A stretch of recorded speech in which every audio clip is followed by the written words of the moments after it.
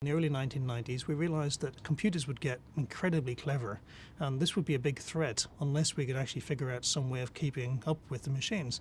And the obvious way of keeping up with the machines is to be able to make a direct connection between our brains and the machine world.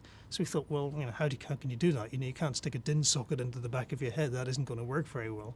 But then lots of people started talking about nanotechnology and self-replicating devices, and we thought, well, at some point in the distant future, say 2030, 2040, who knows, you should be able to get an injection into your arm with a few nanotechnology devices which would wander up to your brain and start connecting to every single neuron. And there's enough address space, and even in IP version 6, the Internet Addressing System, you can address signals to every single neuron individually in your brain. In fact, every neuron in the entire planet, everybody's brain, you can send signals to. So we've got a means, in principle, of connecting electronic devices to every brain cell in your head. Therefore, you can take an exact replica of your brain. So I could have Ian Pearson Mark II living inside my PC in 2030, and I could have all of my thoughts backed up on there, all of my memories backed up, and if I get run down by a bus, it doesn't matter. It's not a career problem because I've got a backup on the network.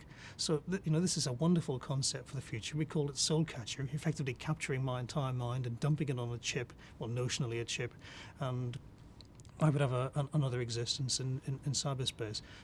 Unfortunately, a lot of the media have misunderstood. They thought we were doing this next year, but it's actually sort of 25, 30 years away, unless we get some very big breakthroughs in technology between now and then.